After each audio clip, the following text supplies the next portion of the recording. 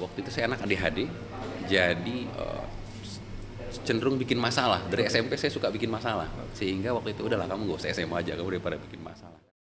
Menurut Disnaker, lulusan S1 per tahun itu 1,4 juta. Sementara lapangan pekerjaan yang buka untuk S1 per tahun itu cuma 140.000, hanya 10%. Jadi ada gap yang cukup signifikan antara jumlah lulusan dengan vacancy seperti itu, dengan lowongan pekerjaan. Sehingga Indonesia ini sangat membutuhkan sebanyak-banyaknya pengusaha untuk menciptakan lapangan pekerjaan. Baik, Assalamualaikum warahmatullahi wabarakatuh. Selamat pagi untuk sobat Ailing sekalian. Jumpa lagi di acara operasi podcast dari Ailing Group, obrolan penuh inspirasi. Pada pagi hari ini kita akan berbincang ya dengan tokoh dari Bandung ya, yang luar biasa nih ya, muda tapi luar biasa nih ya, Kang Syauqi ya. Selamat datang Kang Syauqi di Jawa Timur. Ya, beliau ini adalah saya baca profilnya ya, Chief Investment Officer ya di CNA Investment ya. Selalu ada sebagai CEO ya di salah satu subsidiari dari CNA ya, Edelweiss Hospital Group ya. Hari ini kita akan banyak menyerap ilmu dari beliau ya, bagaimana yang muda ini bisa memberikan inspirasi buat kita semua. Baik, kita santai aja nih. Siap, Kang siap. ya. Saya panggil Kang ya, karena ini sama-sama muda nih. Saya tadi Pak Akid ini. Ini jangan Pak Akid, Mas Akid aja nggak apa-apa. Kang Syauqi, jauh-jauh dari Bandung, gimana kesannya di Jawa Timur? Jawa Timur, saya ke Jawa Timur itu sebelumnya terakhir waktu saya SD. Baru kesini lagi 2 tahun yang lalu ke Ailing juga. Okay. Sekarang ke Jawa Timur ke Ailing lagi. Okay. Jadi benar-benar ke Surabaya cuman ke Ailing aja, nggak ada yang lain. Siap. Jadi udah 3 kali ini ya. Iya. Mungkin di awal kita bisa di-sharekan mungkin ya dulu seperti apa childhood-nya gitu ya. Kehidupan waktu masih kecil sampai seperti sekarang gitu ya. Monggo. Saya kebetulan hatur nuhun, terima kasih kesempatannya, Sakit. Bismillahirrahmanirrahim.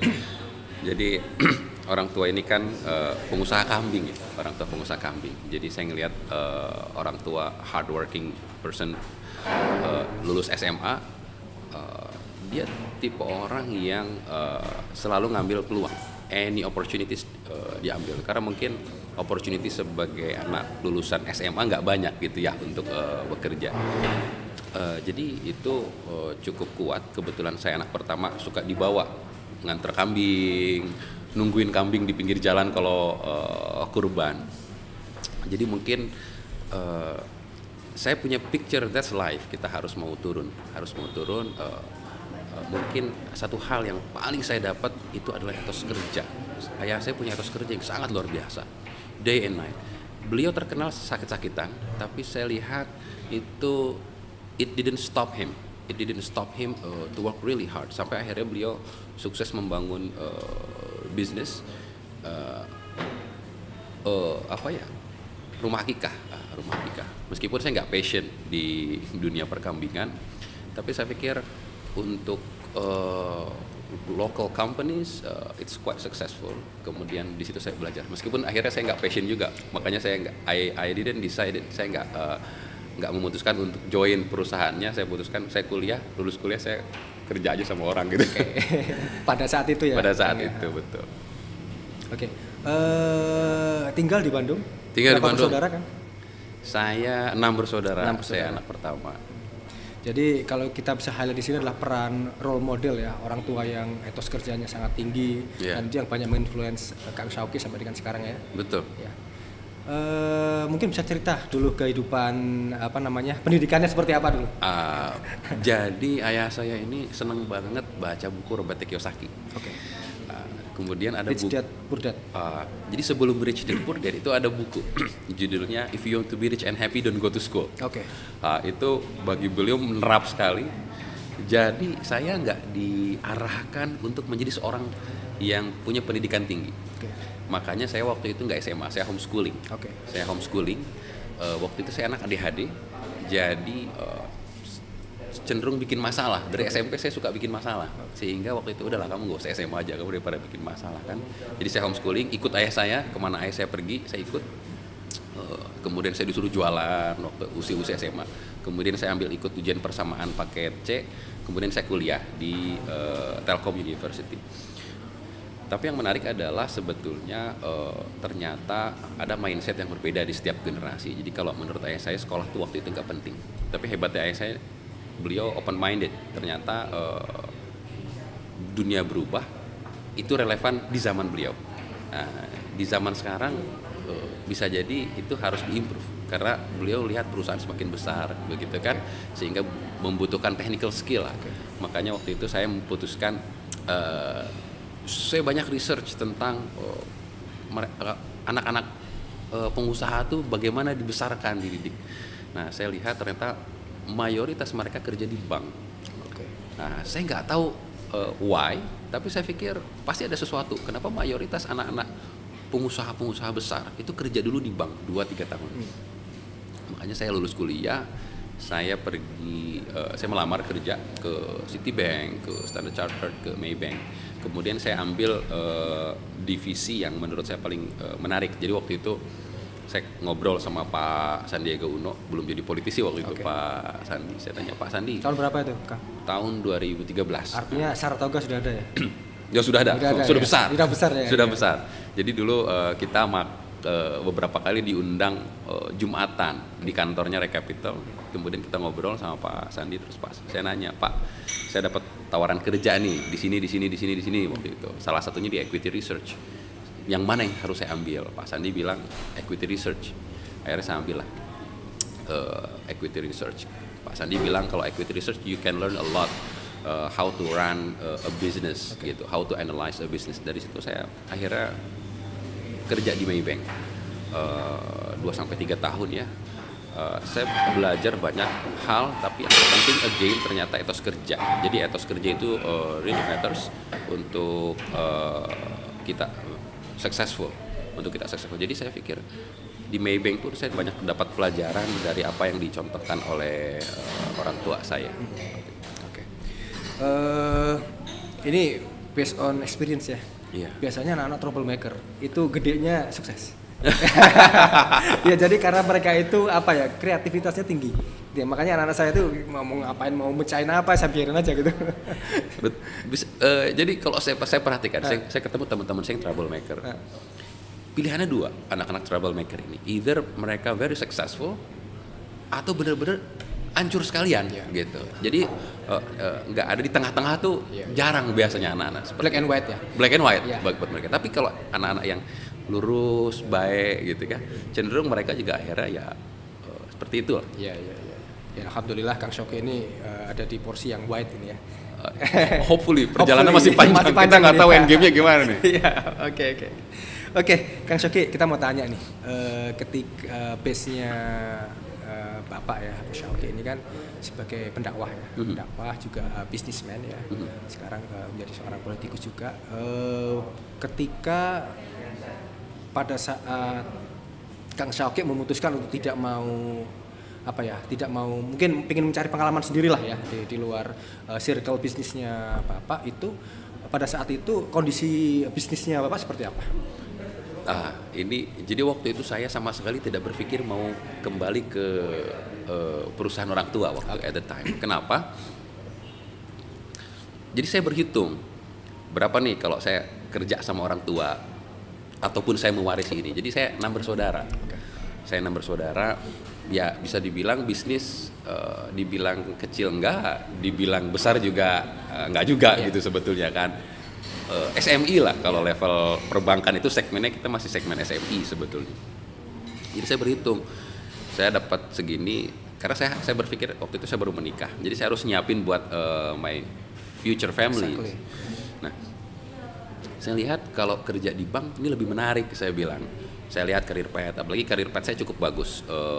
Di sana saya kerja di Kuala Lumpur, penempatan beberapa waktu itu. Kemudian saya berpikir, oke, I want to be bankers at the time. Jadi saya nggak kepikir mau pulang sama sekali.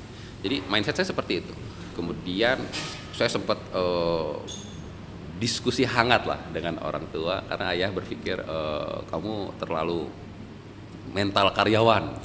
Saya bilang nggak ada masalah karena Pak Gita Wirjawan juga sampai usia 40-an jadi karyawan gitu kan, tapi karyawannya yang selevel presiden direktur JP Morgan.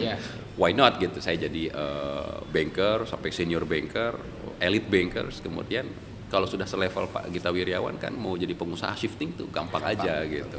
So that's the path yang waktu itu saya pikirkan. Saya kepikir at least saya mau jadi SVP at certain banks, kemudian saya mau set up my own businesses yang non related to kambing waktu itu. Karena saya setidak passion itu dengan dunia kambing, tapi ayah saya sangat mencintai dunia kambing seperti itu.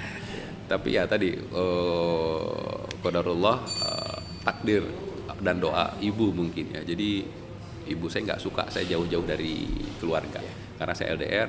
Akhirnya saya pulang, saya set up bisnis, tapi bisnis yang lain. Jadi kuliah tahun berapa? 2000. Saya lulus 2012. 2012 ya, dari Telco ya, dari Telkom Uni ya. Uni setelah itu langsung ke Maybank, ke KL ya. Betul. Jadi yang menjadi alasan untuk masuk ke dunia bank itu adalah setelah berdiskus dengan ini ya, Pak Sandi ya. Pak Sandi. Terkait dengan equity, financial gitu ya. Finance seperti itu. Karena Pak Sandi juga backgroundnya finance gitu kan. Jadi Pak Sandi itu, wah begitu saya tanya-tanya tentang finance semangat banget Pak Sandi juga. Gitu. Setelah itu balik lagi ke Indonesia tahun 2016 ya. Saat itu ada gambaran ini apa? Bisnis apa waktu itu? Jadi gini, ayah saya punya cita-cita untuk bangun rumah sakit tahun 2012. Itu saya ketawain. Maksudnya, ini kan katanya yang bisa narik jenggot Firaun tuh anaknya kan. Sama juga yang bisa ngetawain seorang ayah ya anaknya juga gitu kan. Orang lain kagum anaknya ngetawain gitu. Jadi saya ketawain tuh, yang bener aja mau bikin rumah sakit bisnis kambing karena rumah sakit tuh heavy investment. Dia butuh modal gede banget.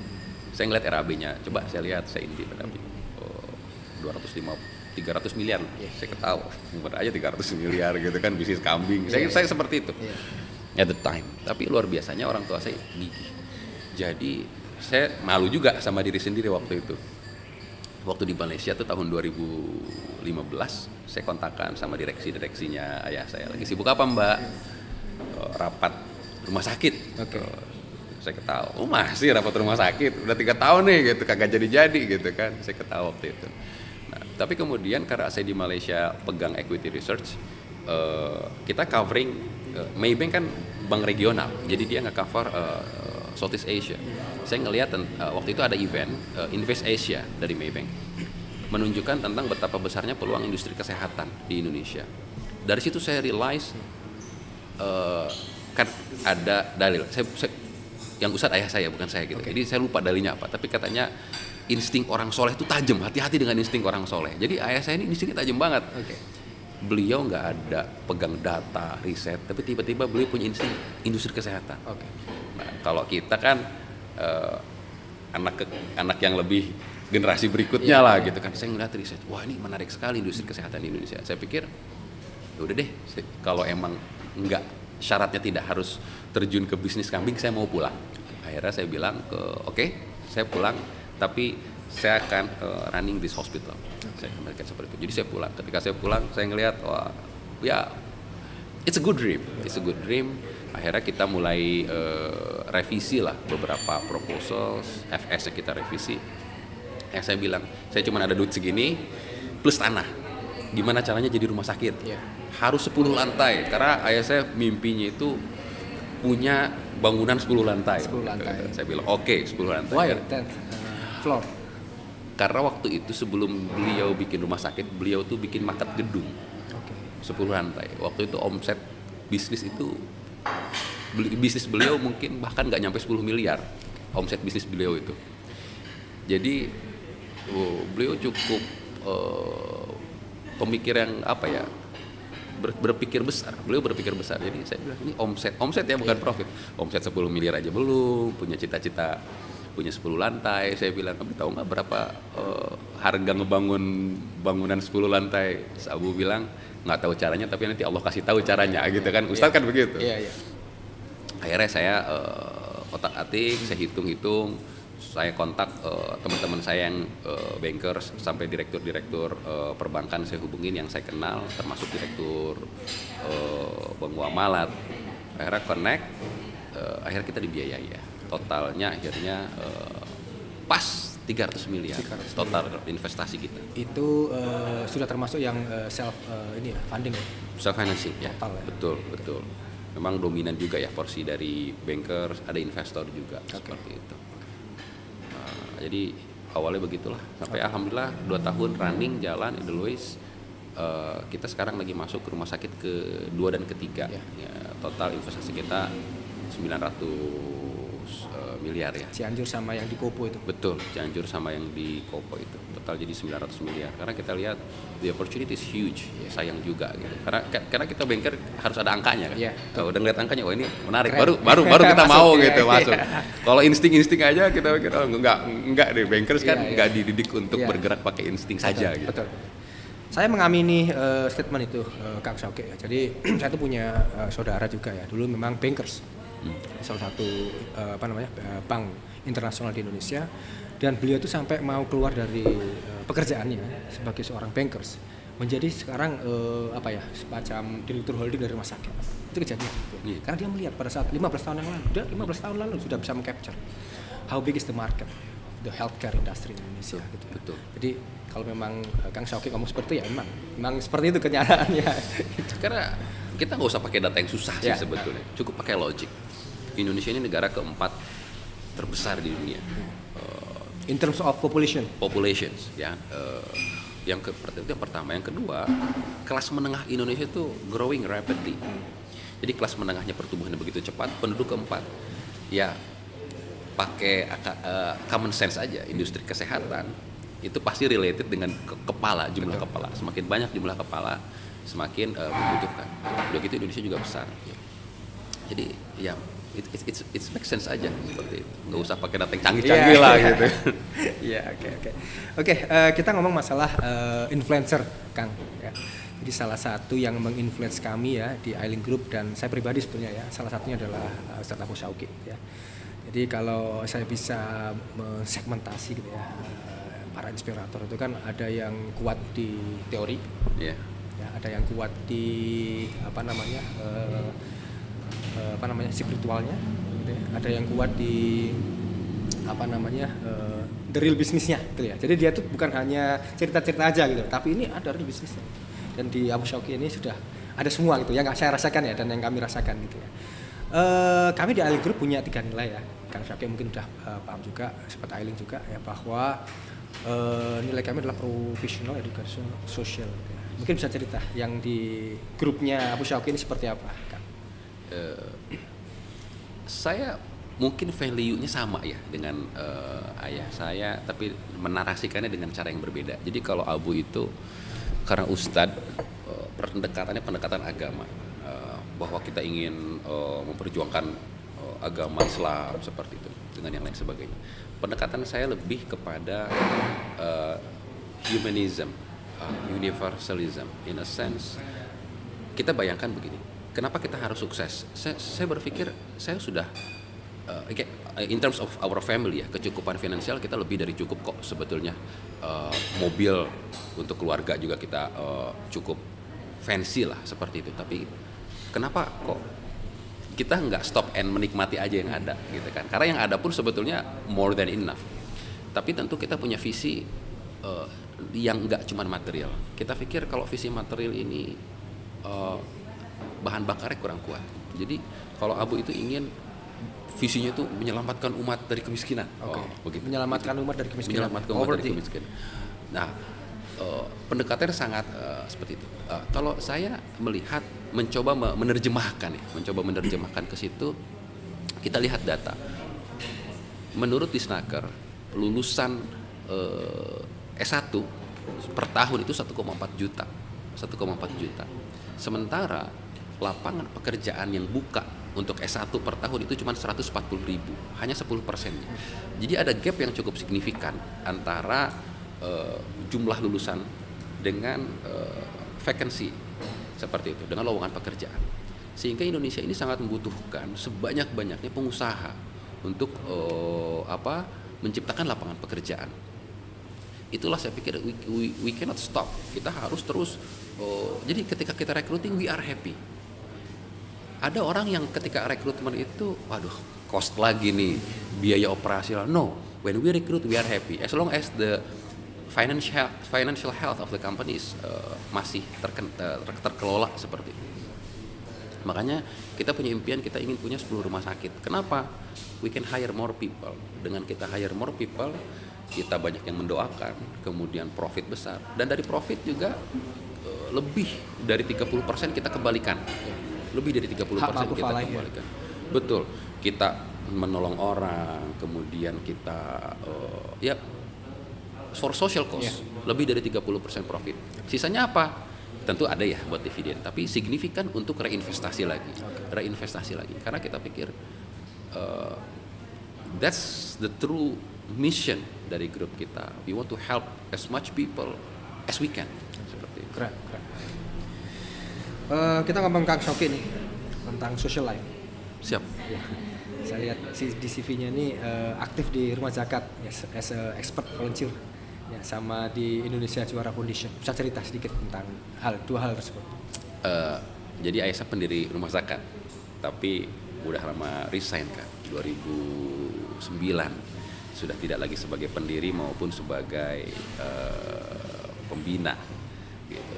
Tapi karena ayah saya pendiri, saya jadi terdaftar juga jadi relawan di Rumah Zakat. Jadi relawan Rumah Zakat itu waktu itu saya ikut ke Aceh bareng. Tsunami itu ya? Betul, dengan yang lain segala macam. Dan sampai sekarang saya masih berinteraksi lah untuk dengan kawan-kawan ya sebagai relawan terkait dengan innovation, digitalization, seperti itu sih kalau hubungan dengan Rumah Zakat. Saya juga sempat baca juga sempat ke Palestina ya. Ya, bisa cerita nih seperti apa? Program apa waktu itu? Waktu itu 2012 ya, Palestina diserang. Waktu itu di Rumah Zakat nggak banyak yang bisa bahasa Inggris dan bahasa Arab. Saya bisa bahasa Arab tapi kecil-kecil lah. Little I can lah. Kolil lah. Komsarial ya. Kemudian saya berangkat waktu itu bawa bantuan Rumah Zakat. Ternyata pas saya berangkat ke sana, lah diserang lagi. Jadi yang tadinya cuma 3 hari, saya jadi 5 minggu di jalur Gaza tuh, karena nggak bisa keluar, wah diserang roket apa segala macam. Waktu itu kita lewat Mesir, lewat Rafah. Ternyata cuma 3 hari kejebak 5 minggu. Saya bilang, wah sudahlah, hafalan Quran aja saya di sini. Saya bilang kan, ternyata saya belajar bahasa Arab di sana, ketemu teman-teman, belajar gimana sih kalian berkebun segala macam. Jadi saya melihat social life, ternyata orang Palestina tuh meskipun mereka menderita secara ekonomi, politik, mereka happy. Jadi ternyata happiness itu hak prerogatif Allah juga ya. Mereka menderita tapi happy kan? Itu paradoks ya. Itu sih tentang Palestina. Jadi saya belajar banyak di sana terkait dengan spiritual journey lah, near death experience. Sampai pernah titik di mana saya malah sedih ketika pulang masih hidup. Sampai ceritanya lagi soleh-solehnya gitu kan kalau di sana.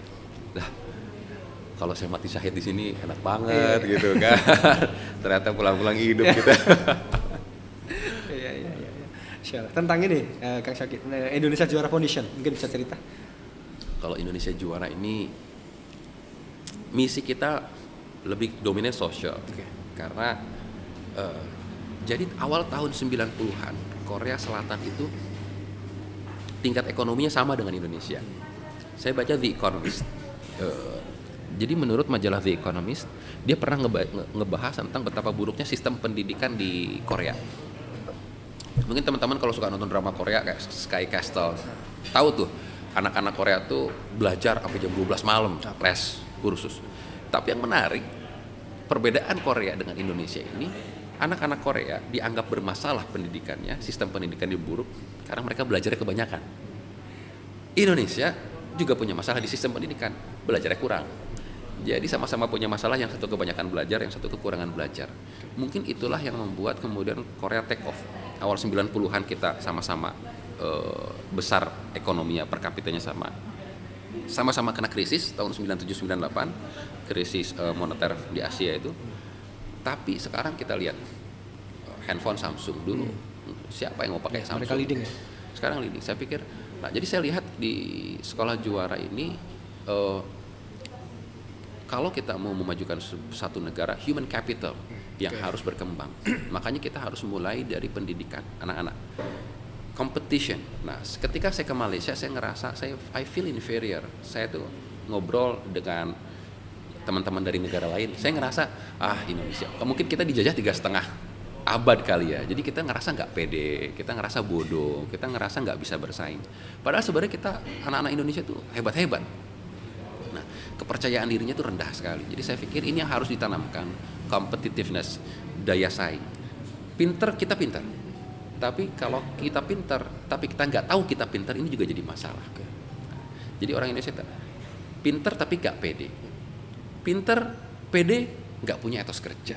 Nah, tapi kalau pinter, pede, dan punya etos kerja, saya pikir potensi negara kita sangat besar. Makanya itu kita punya cita-cita. Sekarang sekolah juara ini ada 19 sekolah. 19 titik ya? 19 titik. Di Jawa Barat?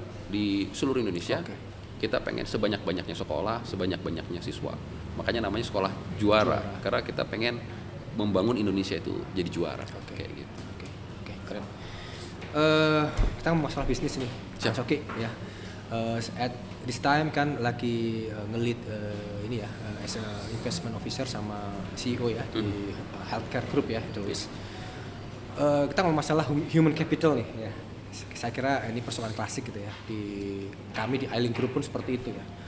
Jadi kira-kira ini sekarang berapa? Ada berapa karyawan di grupnya CNA ini?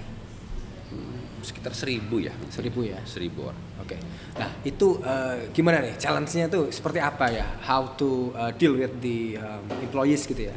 Karena sama ya, from the attract the talent ya, how can make them loyal ya ke kita, sampai how to empower them lah ya. Seperti apa nih Kang Shoki?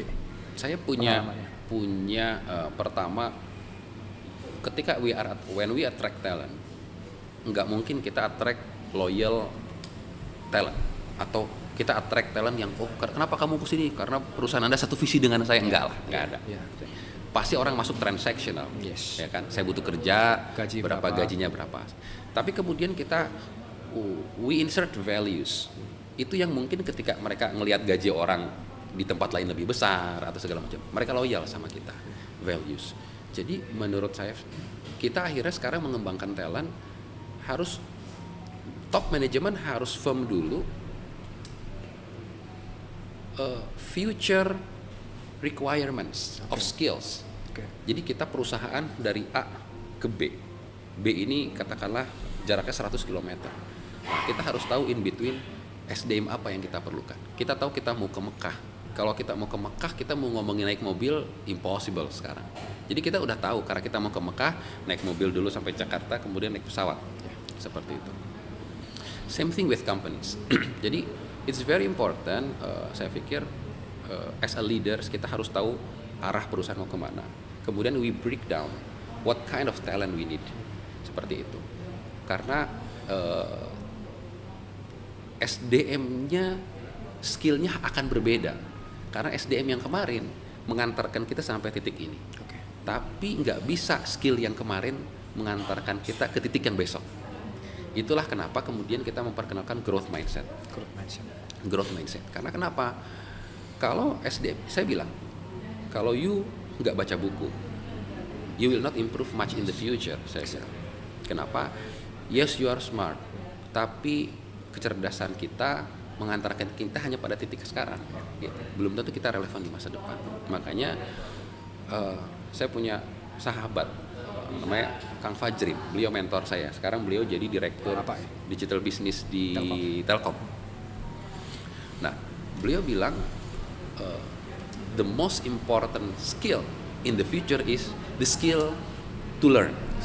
The skill to learn. Kenapa? Karena ternyata mayoritas human capital di kita tidak terbiasa dengan konsep growth mindset. Kenapa? Karena pemikirannya begini. Pendidikan itu sekolah. Padahal kita hadis jelas, utlubul ilma minal mahdi ilalah, dituntutlah ilmu tuh dari lahir sampai masuk kuliah lahat. Tapi kita terkotakan seolah-olah menuntut ilmu itu ya kelas. Sehingga apa? Oh, saya harus improve nih S2. Padahal nggak harus seperti itu menuntut ilmu. Nah, ini yang kita encourage sih di grup kita. Tapi at the end of the day juga human capital management kita harus kuat. In a sense, kita perlu human capital management yang mampu menerjemahkan visi dari para founders, visi dari top management, kemudian melakukan assessment ke karyawan kita. Sama seperti halnya ikan tidak bisa dipaksakan untuk manjat pohon, karyawan kita juga mereka hebat-hebat, tapi tidak bisa juga dipaksakan. Nah, yang sering terjadi adalah karyawan kita diarahkan kepada sesuatu yang bukan core kompetensinya mereka.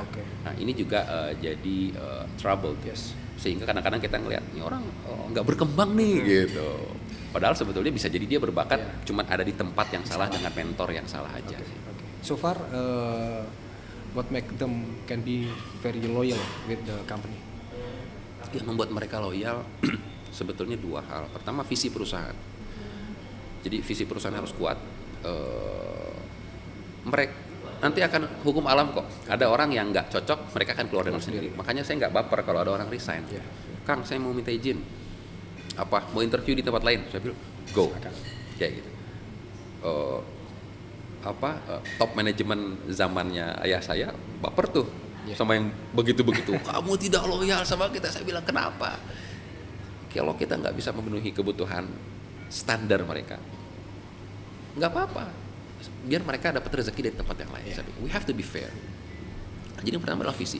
Nah, yang kedua selain visi adalah tentunya caringness, perhatian kita kepada mereka. Jadi kita memperkenalkan banyak program-program yang murni bukan kita ingin mempertahankan mereka, tapi karena we care. Contoh, kita punya program property ownership program. Karena kita ngelihat, wah dia office boy. That's include share in the company? Mungkin itu belum ya. Tapi kita kepemilikan rumah dulu misalnya. Karena kita lihat office boy, mereka kan gaji berapa sih gitu kan. Mereka mungkin nggak terbayang, tapi mereka udah kerja sama kita 20 tahun. Nah, kita kasih bantuan reward rumah misalnya seperti itu. Kemudian kita pergilirkan umroh. Kita seberat apapun kita harus bisa berangkatkan umroh. Kenapa? Karena mereka ada juga orang kalau udah value sama kitanya nyambung, pasti mereka ada pengen umroh juga dong. Kita berangkatkan umroh. Kita juga nggak tahu siapa tuh doa mereka yang membuat perusahaan kita jadi besar kan. Jadi kita harus karyawan berangkat umroh. Kemudian kita punya bantuan kesejahteraan di luar remunerasi mereka. Kenapa? Oh, ada masalah finansial begini. Jadi mungkin kita di luar ada yang lebih kompetitif secara remunerasi, tapi we treat them as a family and they treat us juga, akhirnya loyalitas mereka ke kita juga seperti itu. Ya, tapi tentunya harus saling tolong menolong. Artinya saling tolong menolong tuh jangan perusahaan juga menolong, tapi mereka harus tidak menolong dirinya sendiri. Ini juga berat. Kita juga very strict. Kita juga menegakkan disiplin juga tentunya pasti. We are talking about CNA ya. Sampai saat ini posisinya di mana? Ke depan mau seperti apa? Kan? CNA. Saya pikir untuk sekarang kita akan fokus dulu ke Edelweiss for the next 5 years. Healthcare. Jadi grup CNA ini nggak dikenal sama orang. Orang kalau nggak CNA apa sih CNA gitu kan? In term of dunia bisnis, we have no credibility. Kita juga we have no brand, kayak gitu. No credibility, no brand. No substantial figures, nggak ada figur yang substansial juga, yang kuat gitu ya. Nah, ini yang harus kita bangun, saya pikir in the next 5 years. Makanya saya bilang kalau kita mau masuk ke kancah national, we have to build credibility in national terms. Narsis lah kasar itu. Kita harus narsis. Jadi 5 tahun ke depan. Karena gini, kalau kita being trusted, money will come. Saya pikir nggak bisa kita besar dengan uang kita. We need other people's money. Tapi untuk orang mau percaya sama kita, tentunya kita harus kredibel. Karena money equal to trust. Saya teman, Ki pinjam uang. Kalau saya nggak percaya, saya nggak kasih. So, semakin kita trustworthy, semakin banyak uang yang akan masuk ke kita. Ini sehingga, kalau dalam bisnis ciri orang bisa dipercaya apa? Nah, bisnisnya harus besar dulu. Kayak gitu. Kita harus kompeten, we look credible. Makanya kita melakukan rebranding. Oke, fokus kita 5 tahun ke depan adalah membangun healthcare. Nah, saya pikir kalau kita sudah punya at least 10 rumah sakit, di situ baru kita bisa bilang oke, kita mulai dianggap kredibel di bisnis level nasional. That's within 5 years. Within 5 years, seperti itu. Jadi sekarang kita on the way 3 rumah sakit. Kita punya cita-cita punya 7. Uangnya dari mana? I don't know. Tapi we'll find a way along the way, kita akan ketemu caranya seperti itu. Tapi kalau kita sudah punya 10 rumah sakit dalam 5 tahun ke depan, kita mau shifting ke bisnis apa? It's easier. Misal, oke, saya mau bangun ke infrastructure, ke apa segala macam. Orang melihat, oke, you have a very good team, you have a very credible business sense, business acumen. Orang akan trust kok sama kita. Karena di luar negeri uang itu banyak sekali, capital itu banyak di luar negeri. Tinggal mampu nggak kita tap capital tersebut. Kita harus tahu caranya. Cristiano Ronaldo itu di Al Nassr digaji 200 juta US dollar per tahun. Sekarang kalau mereka mau investasi 50 juta US dollar ke kita, kan kecil buat mereka. Betul. Sementara 50 juta US dollar itu 750 miliar. 750 miliar itu kita bisa bikin rumah sakit kelas D banyak gitu kan, dengan 750 miliar. Masalahnya cuma satu, kita belum dipercaya aja untuk mengelola itu. Karena mereka juga nggak mau kok invest kecil. Misal, you mau nggak invest sama kita 100 miliar, diketawain sama orang Arab. Siapa lu? Lu siapa? Terus lu minta kecil banget. Karena nanggung ya. Benar. Repotnya kan sama. Betul. Mereka nyairin 100, kan bisa kita transfer uang ke orang 2 juta dengan 25 juta. Prosesnya kan sama. Iya, jadi ngapain gitu kan? So jadi kita harus memantaskan diri lah.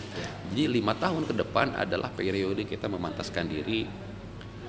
Nah, ketika kita memantaskan diri ya tentu we talk like them, we speak like them, we act like them, we think like them, and we do business like them. Tentunya harus seperti itu. Nah, ini yang harus dipelajari oleh tim.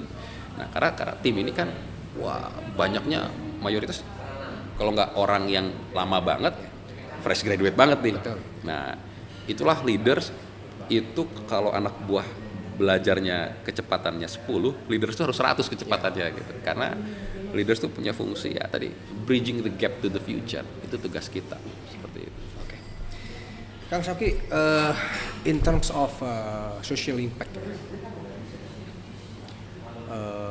do you have big obsession untuk social impact in the future? Saya punya mimpi. I don't know apakah ini akan mimpi terjadi di masa saya menjadi pengusaha, atau mungkin setelah saya jadi pengusaha saya jadi politisi, saya mewujudkan mimpi tersebut. I don't know. Tapi sampai sekarang saya nggak punya interest di politik. So far. Karena saya menikmati hidup. Karena kalau jadi politisi kan diserang sana sini, harus jaga image lah kayaknya nggak saya banget tuh. Saya cenderung jadi public enemy kayaknya. Kan. Tapi terkait dengan pengelolaan sampah, social impact. Karena menurut saya Indonesia tuh dengan 280 juta, berarti kan produksi sampah kita gede banget. Tapi pengelolaan sampah kita belum ada satupun yang seperti di Eropa lah. Saya pikir ini harus diselesaikan. Kenapa? Karena ancamannya sangat besar, tapi orang kesadarannya sangat rendah. Jadi ini, and this is very critical. Tapi sayangnya kesadaran kepala-kepala daerah juga mungkin ya belum banyak yang sampai ke arah situ. Jadi itu mimpi saya di social impact, dan ini related to energy. Saya Sustainable energy. Betul. Saya ingin banget ada waste to energy to come true gitu. At least Jawa Barat lah. Makanya saya senang kemarin Gubernur Ahmad Heriawan kemudian diteruskan sama Pak Ridwan Kamil logok nangka gitu. Meskipun belum selesai gitu ya sampai sekarang, mungkin di investornya atau di terms I don't know. Tapi I do really hope it can happen sih, waste to energy itu.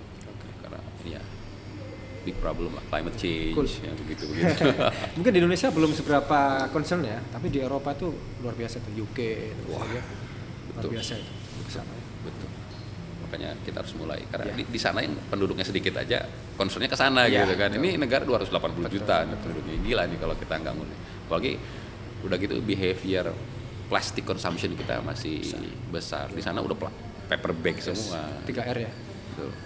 Reuse, recycle. Oke, mungkin terakhir Kang Shoki,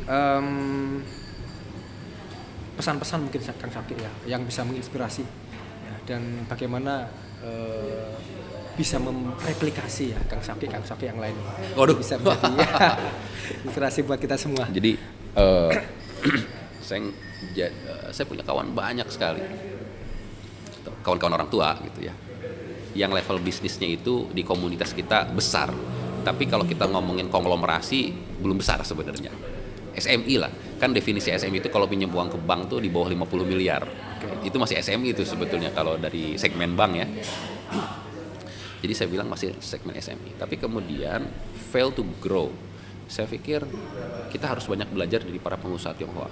Bagaimana mereka membangun bisnis yang di setiap generasi itu semakin besar. Di antaranya adalah trust kepada generasi kedua. Waktu itu anaknya dikirim ke saya, coba kamu belajar sama Shoki. Gitu kan. Saya bilang, waduh belajar apa? Saya juga belum ngapa-ngapain. Akhirnya oke, gini aja deh. Dia ekspektasinya bisa belajar ABC. Usia berapa? Saya tanya, 26. Jabatan kamu apa ini? Dia bilang, oke. What you can do first is, kamu bikin proposal bisnis ke ayah kamu. Objektifnya adalah ayah kamu mempercayakan 50% kekuasaannya dia sama kamu. Oh dia ketawa, nggak mungkin Dedi ngasih trust sebegitu. Saya bilang, karena ayah saya ngasih 70% power ke saya di usia 25 tahun. 70% power, he trust me gitu. Meskipun tentu ada transisi ya, check and balance. Jadi dia tempatkan orang-orang kepercayaan beliau untuk ngontrol gitu lah, check and balance itu very important. Tapi he trust me. Apakah saya nggak berbuat kesalahan? Oh, I made lots of mistakes. Tapi willingness to give, to trust. Karena kan anak itu di mata orang tua mau segede apapun anak-anak aja terus gitu kan. Seperti anak dulu waktu masih kecil kan gitu. Nggak berubah. Buat saya anak-anak gitu kan, nggak dewasa gitu. Nah, saya pikir ini yang saya apresiasi betul dari ayah saya adalah he trust me. Kayak gitu. He trust me a lot. Dan I work really hard to gain the trust. Kayak gitu.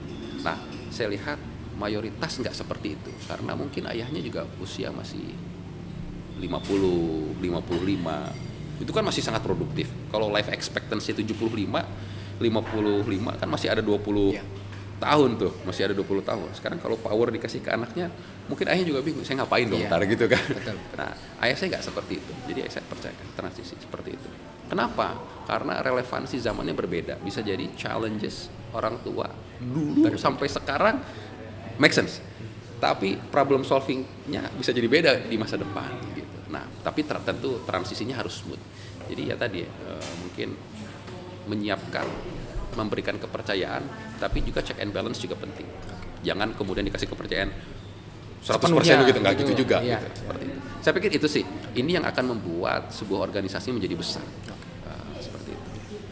Baik, terima kasih Kang Shoki atas sharing-sharingnya. Ini banyak menginspirasi kita semua ya, dan Sobat Ailing semua.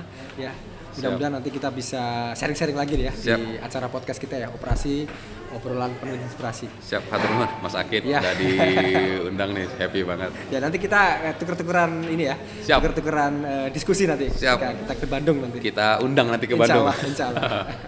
Dengan senang hati. Siap. Baik, demikian ya obrolan kita dengan Kang Shoki, pemuda yang luar biasa ya, dengan usia yang begitu muda sudah bisa menjadi CEO ya di grup ya healthcare, dan juga menjadi Chief Investment Officer di JNA Group. Baik, sekian ya untuk podcast kita pada siang hari ini ya, di obrolan penuh inspirasi yang mudah-mudahan bisa menginspirasi kita semua. Terima kasih. Assalamualaikum warahmatullahi wabarakatuh. Waalaikumsalam warahmatullahi wabarakatuh.